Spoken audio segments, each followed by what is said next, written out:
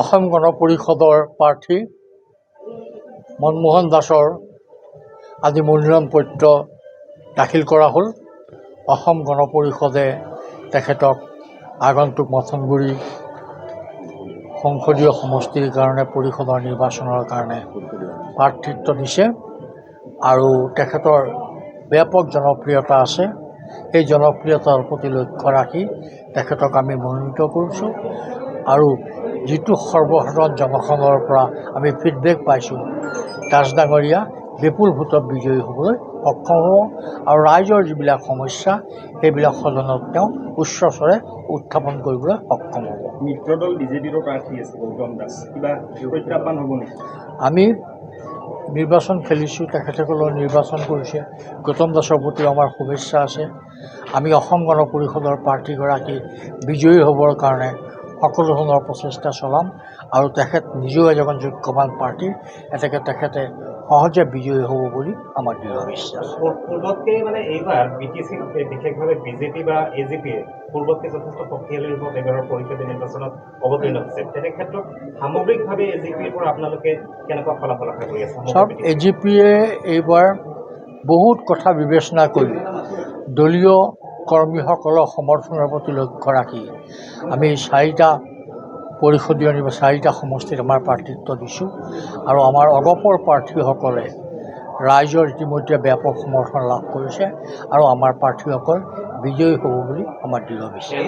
ৰাজ্যত আপোনাৰ AGP, UPPL, BJP লগ, তাৰপিছত আপোনালোকে BTC, UPPL আৰু BJPৰ বিৰুদ্ধে আমি কাৰো বিৰুদ্ধে উঠা কথা হোৱা নাই। কথাটো আপোনালোকে ভুল কৰিব, বিৰুদ্ধে নহয়। আমি আমাৰ দলীয় প্ৰাৰ্থী প্ৰক্ষেপ কৰিছোঁ, কাৰো বিৰুদ্ধে আচৰণ কৰি নহয়।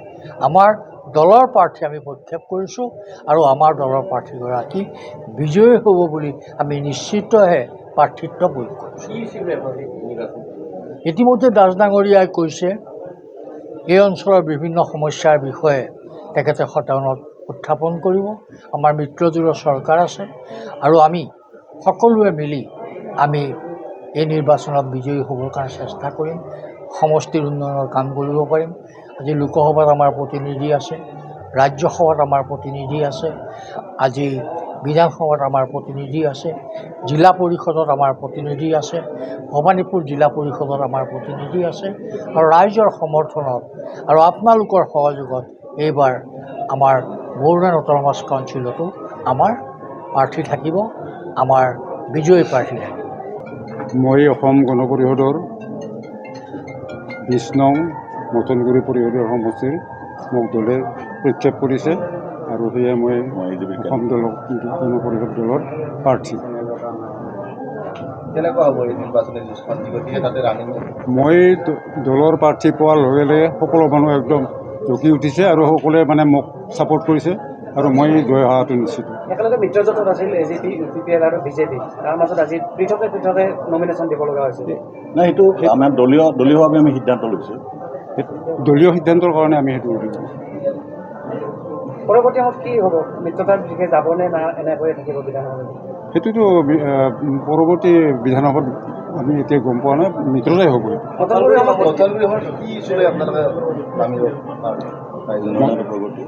বিজেপি প্ৰাৰ্থীগৰাকী যিহেতু ৰানিং এমও আছিলে, তেওঁ 2টা টাৰ্ম হয়, যথেষ্ট উন্নয়ন কৰিছে বুলি তেওঁলোকে দাবী কৰে।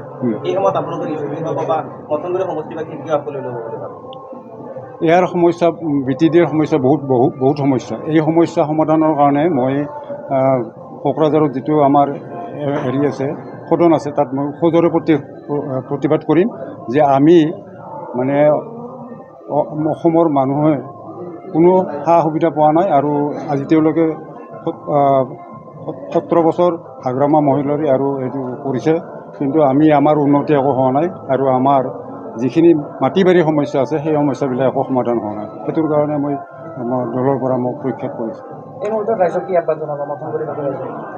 এই মুহূৰ্তত মই ৰাইজক ক'ম যে আমি সেইবিলাক সমস্যাবিলাক সমাধান কৰাৰ কাৰণে মই তাত সজোৰে প্ৰতিবাদ কৰিম আৰু মোৰ লগত সকলো ৰাইজ ওলাই আহিছে।